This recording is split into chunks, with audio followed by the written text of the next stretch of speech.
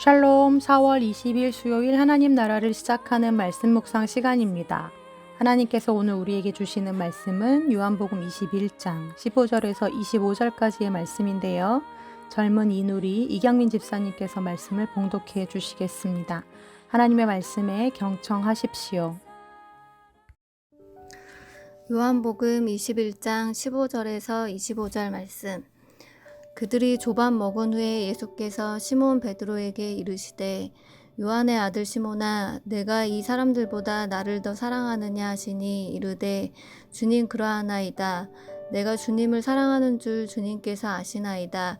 이르시되 내 어린 양을 먹이라 하시고 또 두 번째 이르시되 요한의 아들 시몬아 내가 나를 사랑하느냐 하시니 이르되 주님 그러하나이다. 내가 주님을 사랑하는 줄 주님께서 아시나이다.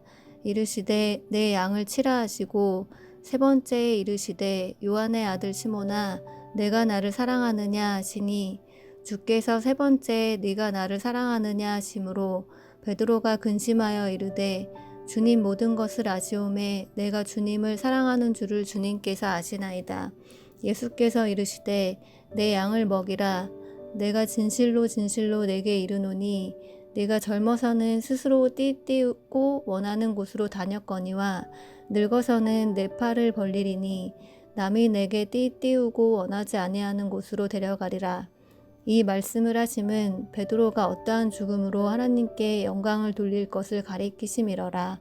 이 말씀을 하시고 베드로에게 이르시되 나를 따르라 하시니 베드로가 돌이켜 예수께서 사랑하시는 그 제자가 따르는 것을 보니 그는 만찬석에서 예수의 품에 의지하여 주님을 파는 자가 누구오니이까 묻던 자더라.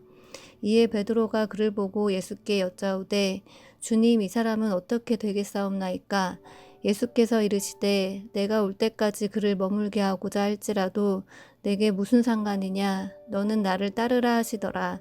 이 말씀이 형제들에게 나가서 그 제자는 죽지 아니하겠다 하였으나 예수의 말씀은 그가 죽지 않겠다 하신 것이 아니라 내가 올 때까지 그를 머물게 하고자 할지라도 내게 무슨 상관이냐 하신 것이러라. 이 일들을 증언하고 이 일들을 기록한 제자가 이 사람이라. 우리는 그의 증언이 참된 줄 아노라. 예수께서 행하신 일이 이외에도 많으니 만일 낱낱이 기록된다면 이 세상에라도 이 기록된 책을 2개 부족할 줄 아노라. 가만히 있으면 중간은 간다라는 말이 있지요. 가만히 있으면 중간은 갔을 텐데 오히려 객기를 부렸다가 중간도 못 간 사람이 있습니다. 바로 베드로입니다.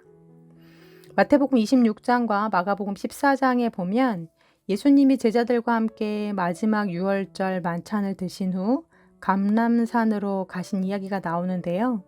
그때 예수님께서 제자들에게 이르시되 오늘 밤에 너희가 다 나를 버릴 것이다 라고 예언하십니다. 그러자 베드로가 나서서 완강하게 부인하는데요. 모두 주를 버릴지라도 나는 결코 버리지 않겠다고 자신 있게 이야기하죠. 하지만 예수님께서 재차 말씀하십니다. 베드로야, 내가 진실로 이르노니 오늘 밤 다 굴기 전에 내가 3번 나를 부인할 것이다. 예수님의 이러한 말씀에 베드로는 절대 그럴 일은 일어나지 않을 거란 얼굴로 예수님 무슨 그런 섭한 말씀을 하십니까? 내가 주님과 함께 죽을지언정 주님을 부인하는 일은 절대 없을 것입니다. 라고 호언장담합니다. 그러자 옆에 있던 모든 제자들이 똑같이 저도요 하면서 모두가 다 주님과 함께 죽겠다는 결의를 다지죠. 하지만 예수님의 예언처럼 몇 시간이 채 지나지 않아 예수님이 로마 병사들에게 체포되었을 때 제자들은 예수님을 버리고 모두 다 뿔뿔이 흩어집니다. 그 와중에도 용기를 내어 대제사장 가야바의 집까지 뒤쫓아간 베드로 역시 그곳에 있던 사람들이 자신을 하나둘 알아보자 그만 덜컥 겁이 난 나머지 예수님을 모른다고 3번씩이나 부인하게 되죠. 이로써 몇 시간 전에 하신 예수님의 예언의 말씀이 실제 현실이 되고 맙니다. 베드로만을 욕할 수는 없습니다. 끝내 예수님을 부인하긴 했지만 그 나머지 제자들은 아예 그 감람산에서 모두 다 도망쳐 버렸으니까요. 뭐 묻은 개가 뭐 묻은 개를 나무랄 수 없는 거죠. 하지만 유일하게 그런 베드로를 향해 손가락질하며 욕할 수 있는 사람이 있었습니다. 그건 바로 베드로 자신이었습니다. 지금 무슨 소리를 하는 거냐고, 사람 잘못 봤다고, 나는 저 사람을 도무지 알지 못한다고, 내가 그 도당 중 한 명이라면 내 손에 장을 지지겠노라고 큰 소리를 칠 때 새벽닭이 울었습니다. 그리고는 그제서야 정신이 차려진 베드로는 밖으로 뛰쳐나가 심히 통곡했노라고 성경에 적혀져 있죠. 모두 다 베드로에게 베드로 너무 자책하지 마. 누구나 그럴 수 있어. 나라도 그랬을 거야. 그리고 넌 나보다 나. 나는 그 자리에서 바로 도망쳤잖아. 주님도 아마 이해하실 거야. 그렇게 위로의 말을 건네주었어도 그 베드로 안에 있는 죄책감과 수치심 그리고 정죄감을 어떤 말로도 해결해주지 못합니다. 베드로 스스로가 자신을 용납하지 못했으니까요. 반석이라는 뜻의 베드로, 그는 더 이상 그 누군가에게 베드로라고 불리우는 걸 용납하지 못합니다. 이런 내가 무슨 베드로야. 그래도 예수 제자 공동체의 수장이라고 으스대며 다녔던 지난 3년간의 세월이 너무나 부끄럽죠. 다른 제자들보다 그 실패감과 좌절감은 더 컸을 것입니다. 그런 그를 부활하신 예수님이 찾아오십니다. 그리고 그의 깊은 수치심과 죄책감을 건드리기 시작하시죠. 꼭 놀리기라도 하시는 것처럼 예수님은 그날 밤 베드로가 당당히 예수님께 고백하던 그 고백을 떠올리게 하십니다. 요한의 아들 시몬아, 내가 이 사람들보다 나를 더 사랑하느냐. 이 말씀은 곧 이런 뜻입니다. 시몬아, 기억나니? 모두가 다 나를 떠나도 너는 끝까지 나를 떠나지 않겠다고 장담했었잖아. 나와 함께 죽을지언정 결코 나를 부인하지 않겠다고 말했었지. 어때? 다시 이런 일이 생긴다면 그때와 똑같이 대답할 수 있겠니?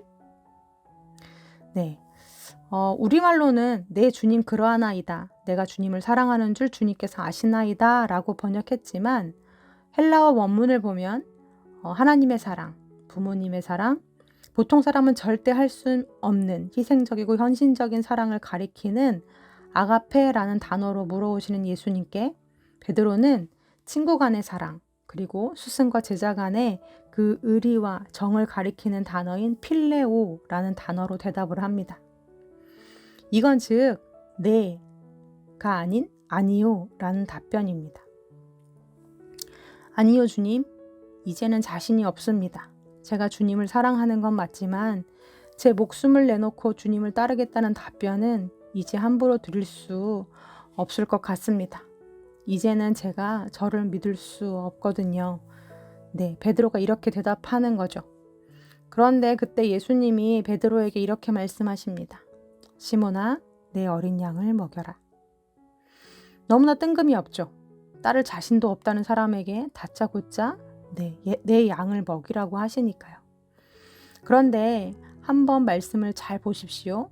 두 번째, 세 번째에는 그냥 내 양을 치고 내 양을 먹이라라고 말씀하신 예수님이 첫 번째 베드로에게 부탁하실 때는 콕 집어서 내 어린 양을 먹이라라고 하시는 거거든요.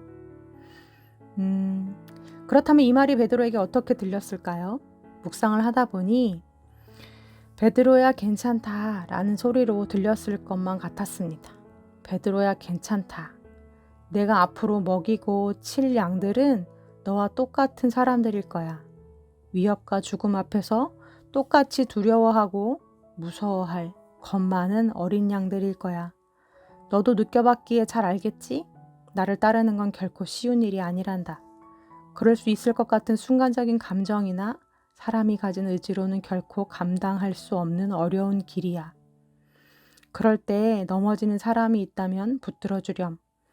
내가 너를 포기하지 않고 너를 다시 찾고 너에게 기회를 주고 너의 믿음을 다시 일으켜 준 것과 같이 그들의 마음을 위로해 주고 격려해 주렴.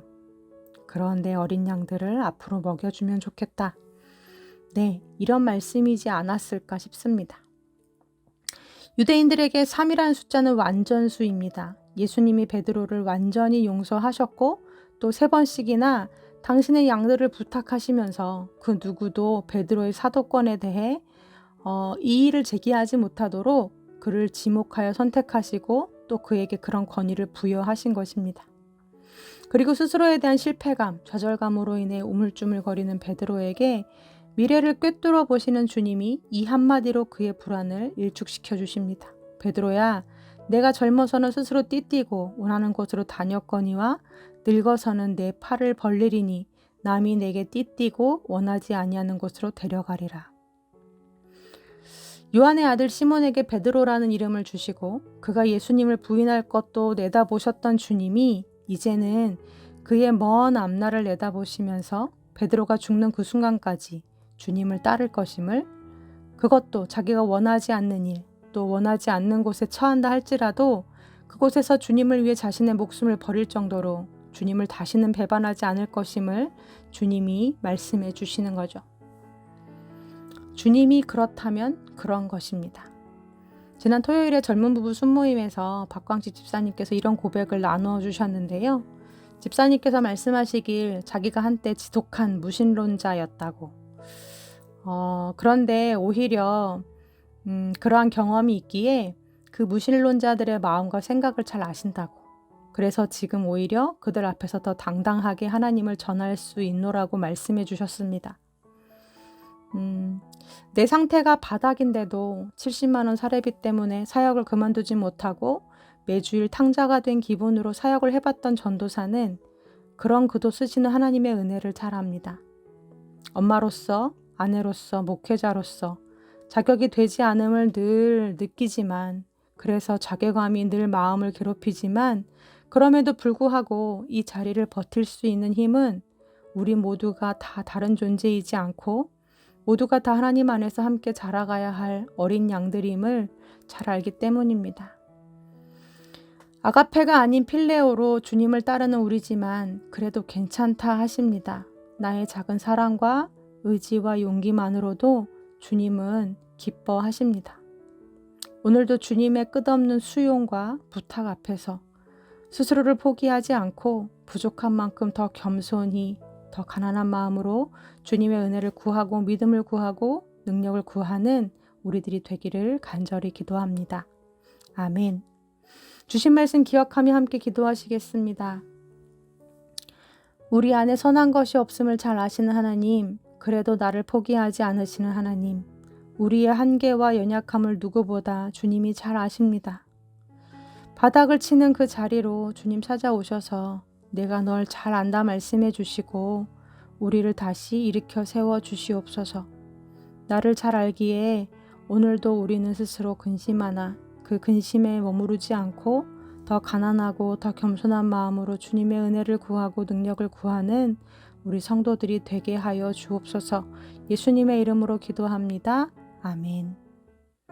말씀을 마쳤습니다. 오늘을 살아가는 데 필요한 은혜와 또 우리에게 주신 여러 이름들을 감당하는 데 필요한 능력과 은혜를 구하며 이 시간 잠잠히 기도하시겠습니다.